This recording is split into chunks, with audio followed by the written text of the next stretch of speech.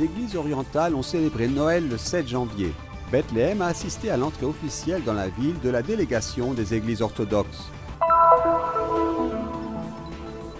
La fête de l'Épiphanie a été célébrée à Bethléem, où une étoile brillait il y a 2000 ans et indiquait hommage le lieu de la naissance du Seigneur. Comme d'habitude, les communautés chrétiennes de Jérusalem se sont réunies cette année pour échanger leurs vœux de Noël avec l'Église orthodoxe. Dans le deuxième service de la série « Les sens de la Terre Sainte », la diversité des symphonies de ce lieu sacré. Avec le sens de Louis, apprenons à mieux connaître la diversité culturelle, la religion, la langue et écoutons le silence du désert.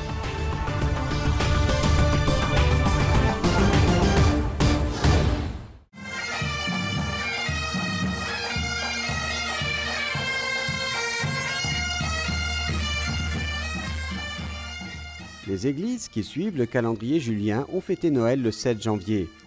Tout d'abord, l'administrateur patriarcal de l'évêque de l'église orthodoxe assyrienne, Mar Dionisio Issa Corbus, a été accueilli sur la place en présence de membres de la communauté assyrienne, d'institutions religieuses et civiles, avant les célébrations de la messe de minuit.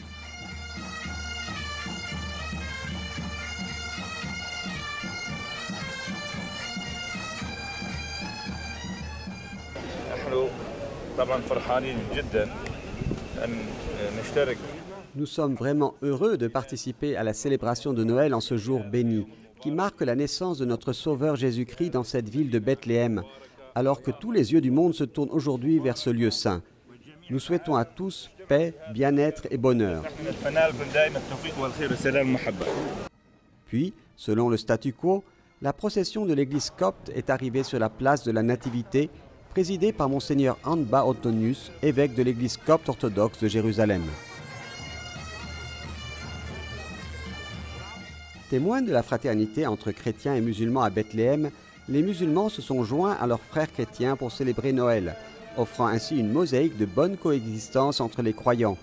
Un exemple frappant de coexistence dans la maladie et la santé qui devient un paradigme à imiter au Moyen-Orient. نقول بهذه المناسبة لكل شعوب الأرض نتمنى لكم أعيادا سعيدة نتمنى لكم السلام والهدوء. À cette occasion, nous disons à tous les peuples du monde « Joyeux Noël ». Nous vous souhaitons à tous paix et stabilité. Aujourd'hui, nous nous joignons à l'accueil de l'évêque assyrien. Les Assyriens, fils d'Assyrie et de Babylone, sont les maîtres de la parole. Ce sont eux qui nous ont appris à parler. Cela signifie que les graines des chrétiens palestiniens dans cette partie du monde sont comparables aux graines des oliviers. الضاربة للمسيحيين والفلسطينيين في هذه البلاد هي أصول كما جذور الزيتون. La procession du patriarche orthodoxe grec Théophile III est la troisième à entrer dans la ville de Bethléem à l'occasion de Noël. Elle a été suivie de l'entrée officielle de l'évêque éthiopien Enbakom à Jérusalem et en Terre Sainte, accompagné de membres de sa délégation.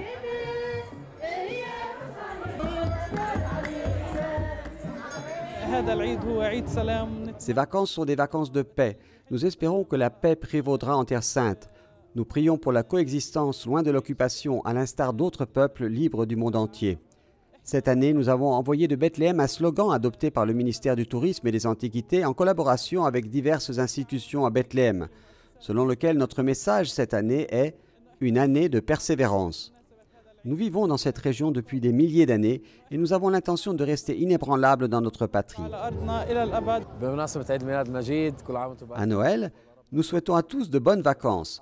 Nous espérons que Dieu nous accordera santé, bonheur et paix, en priant pour qu'une paix juste et complète prévale enfin sur notre pays. C'est bien le message de Jésus-Christ, un message d'amour et de paix adressé au monde entier, envoyé du cœur de Bethléem.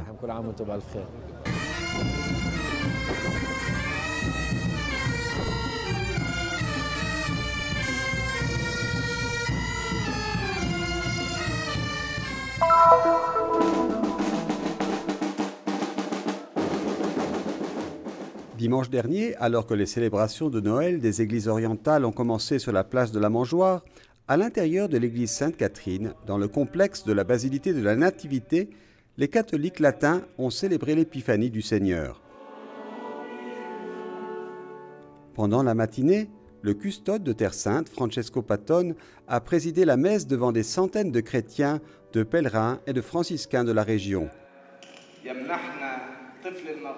L'homélie a été prononcée en arabe par frère Imad Kamel, qui a rappelé que les mages représentaient toute l'humanité, car le Christ est venu en tant que sauveur pour le monde entier.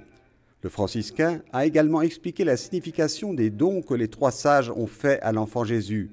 L'or, réservé au roi, l'encens comme signe de reconnaissance de Jésus en tant qu'enfant de Dieu, et la myrrhe, signe de l'accomplissement de la prophétie que le Seigneur se serait donné pour nous.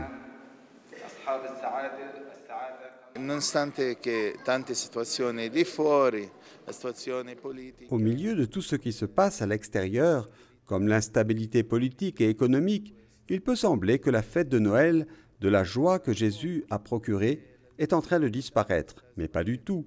Nous avons vu que cette année, le nombre de pèlerins était plus élevé que toutes les années précédentes, signe que la joie de Noël et le message de cet endroit continuent. La victoire de l'amour continue, et vivre Noël et l'Épiphanie dans cet endroit est une grâce.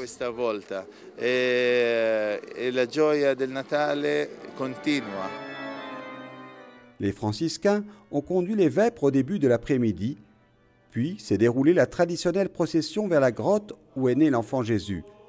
Les mages, Melchior, Balthazar et Gaspard, étaient représentés. Après avoir prié dans le lieu saint, les frères sont sortis avec l'image de l'enfant Jésus et ont marché solennellement dans les pièces adjacentes à l'église.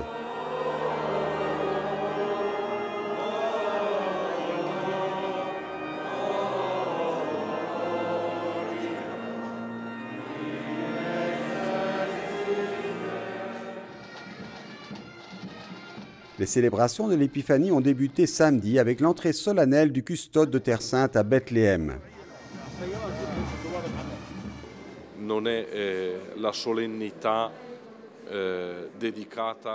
Ce n'est pas une solennité dédiée à la personne, mais l'hommage rendu à la fête qui est célébrée par la personne qui entre avec la communauté qu'il représente. Dans ce cas, étant donné qu'aujourd'hui c'est l'Épiphanie, notre entrée solennelle est en réalité semblable à la procession des mages venus adorer Jésus.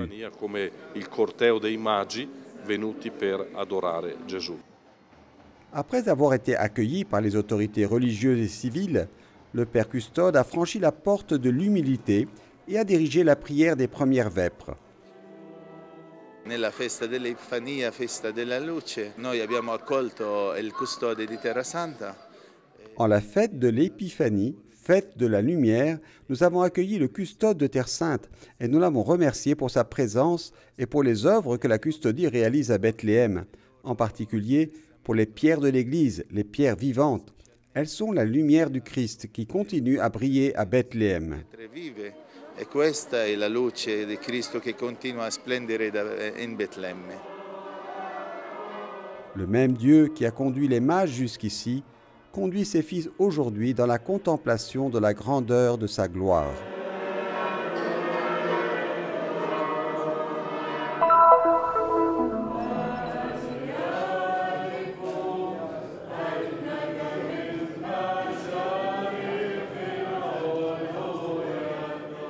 Comme d'habitude, les communautés chrétiennes de Jérusalem se sont réunies cette année au patriarcat grec-orthodoxe pour l'échange des vœux de Noël que l'Église orthodoxe célèbre le 7 janvier selon le calendrier julien.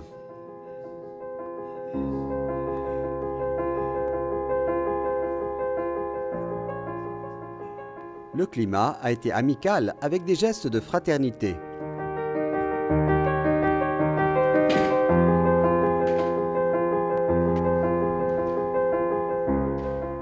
Dans la matinée, la communauté franciscaine dirigée par frère Francesco Patton, custode de Terre Sainte, s'est rendue au patriarcat grec-orthodoxe. Le custode a remercié les relations fraternelles entre la custodie et le patriarcat orthodoxe renforcées par la coopération pour le renouvellement des églises les plus importantes de Terre Sainte. Le patriarche orthodoxe Théophile III a répondu « Notre défense est d'être ensemble et est un signe d'espoir et d'encouragement en Terre Sainte. Il a également remercié le frère Patton et la communauté franciscaine de leur solidarité pour soutenir la mission de maintenir l'intégrité des lieux saints avec les autres dirigeants de l'Église. Toute la matinée a été marquée par des rencontres entre les communautés grecques orthodoxes, coptes, syriaques et éthiopiennes.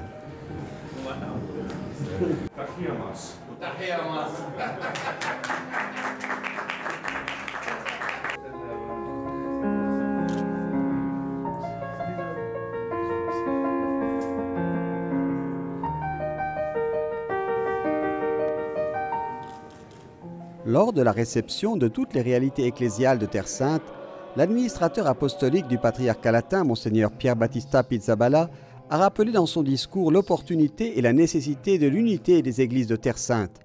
Unité qui s'exprime non seulement à travers ces réunions rituelles, mais aussi et surtout à travers des témoignages. Il a ensuite rappelé que pour mener à bien les engagements de la nouvelle année, il sera nécessaire de continuer à faire preuve d'unité et d'harmonie entre toutes les communautés chrétiennes.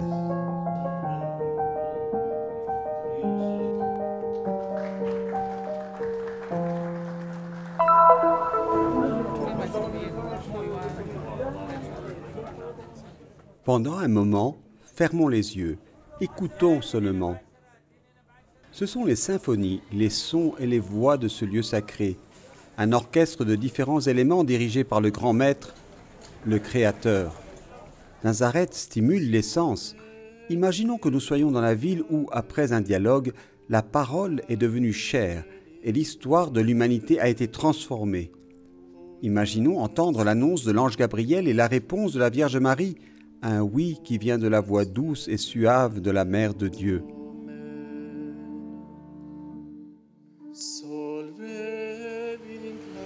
Sur les rives de la mer de Galilée, les paroles du Christ ont été entendues si souvent.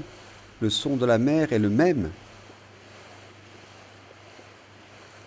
L'appel, les paraboles sur le royaume des cieux, le mot qui guérit et rend libre, tout semble encore résonner sur ces eaux.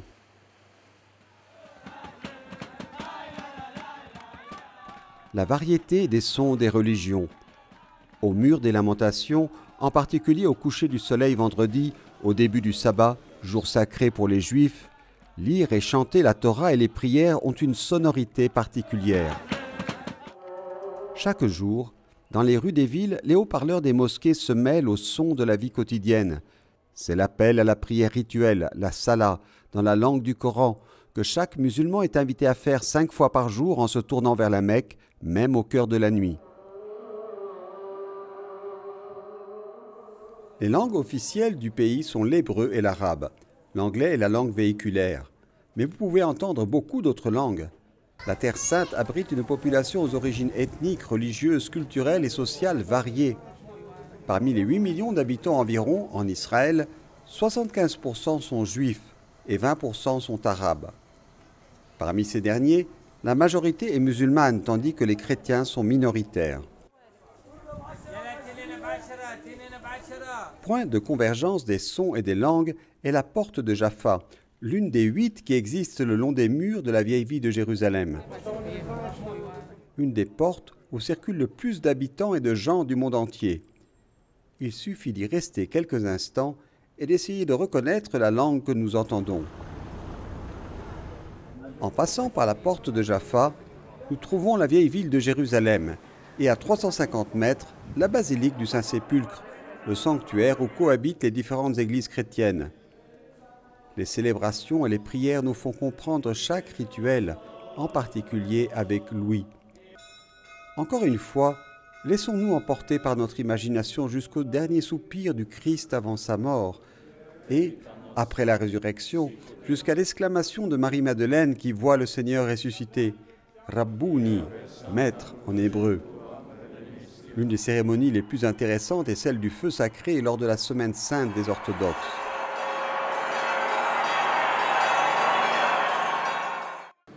A gente reza in latim aqui dentro, a Igreja Católica. Nous, de l'Église catholique, prions ici en latin. D'autres églises, comme l'Église orthodoxe, prient en grec. L'Église arménienne prie en arménien. l'église copte en copte, l'église syriaque en syriaque araméen. Ce sont toutes des langues qui expriment les cultures du christianisme. La partie de la liturgie nous amène à prier, à regarder, à écouter. Même les vêtements liturgiques, tout cela fait la richesse de la prière. Nous pouvons dire que la prière est incessante ici, parce que nous prions aussi la nuit. Pendant la nuit, la basilique ne dort pas, la basilique prie. Constante, porque também aqui a gente reza de noite. De noite também a basílica não dorme, a basílica reza. Au pays du roi David, qui chantait et dansait en présence du Seigneur et qui est considéré comme l'un des auteurs des psaumes, la fusion des voix et des mélodies est nouvelle à chaque pas. Rien n'est impossible pour ceux qui découvrent le lieu et s'ouvrent au dialogue. La communication va du bruit des villes, de la pluralité des langues et des rituels, au silence du désert. Un silence qui n'est pas seulement l'absence de mots ou de bruit, mais la communion avec Dieu. En Terre Sainte, même le silence se fait entendre. Il suffit de fermer les yeux.